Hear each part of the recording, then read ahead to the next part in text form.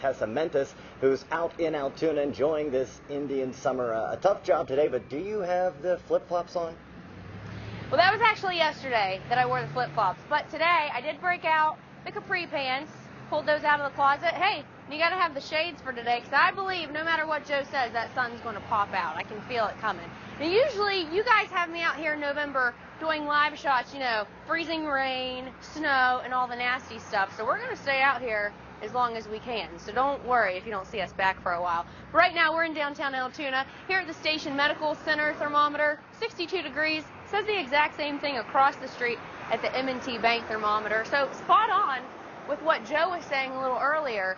And we are getting a little closer to maybe getting to or even breaking that record high of 70 degrees that we set back in 1999. Tessa Mentus looked through court documents all day today and made some shocking discoveries. Tessa. Well, Carolyn, according to these police affidavits, investigators found 2 garbage bags full of evidence in Allen's bedroom. Now, some of the evidence they found belongs to the victim, Maggie Davis, and other items they believe are connected to other things found with her body. Well, good evening, everyone, and thanks for joining us tonight. I'm Tessa Mentus. Well, it now goes to the Senate. The House barely passed legislation late last night that will overhaul health insurance coverage in the United States. But the battle in the Senate promises to be even more intense.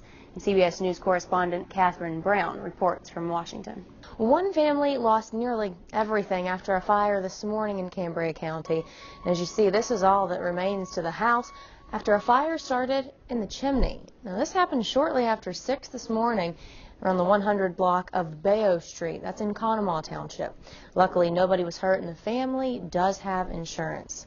Well, last night, a fire nearly destroyed a Cambria County apartment complex that was almost finished with construction. Well, now investigators are trying to figure out what caused that fire. However, as our WTAJ News reporter Danielle Kraut found out, this fire caused more damage than you think. Well, it's the time of year when you're reminded it's better to give than to receive. And that's exactly what a number of local firefighters did today. They helped make Thanksgiving dinner possible for nearly 90 families in our area. Now, our WTAJ News reporter Danielle Kraut tells us how these firefighters really became heroes this holiday season. And since Thanksgiving is almost here, that means Christmas isn't far behind. We'll tell you how some folks in Blair County got into the holiday spirit today. Definitely did not feel like November outside today. I know I was one. I got some flip-flops on under here, maybe for one last time. But how long is the warm weather going to last? Hopefully for long. Of all days for the beer cases to be empty. I get beer here all the time. It's my birthday today. I'm about to give you some right now. But a state Supreme Court ruling is taking a little bit of the happy out of Rashawn Vaughn's birthday. Well, listen, we're very disappointed in the court's decision. We understand what they've done and will abide by that decision, but we're disappointed. This debate really puts the brew in brouhaha.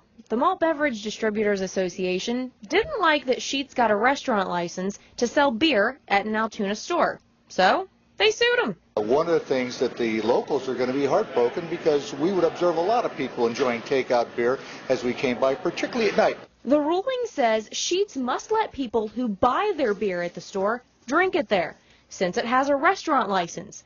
Right now, you can buy a 6 or 12 pack, but you have to enjoy it at home. And customers think it should stay that way. You might as well just position the police in the parking lot here as everyone stumbles out the door from drinking their 6-pack here.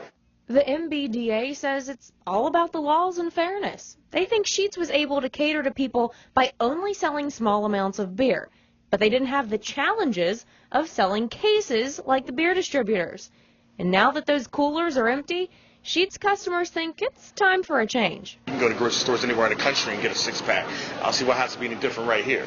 It's on your way to every place you go, and it's convenient. Although this debate has a lot of legal jargon being thrown around, customers think birthday boy Rashawn sums it up best. This is a convenience store, isn't it?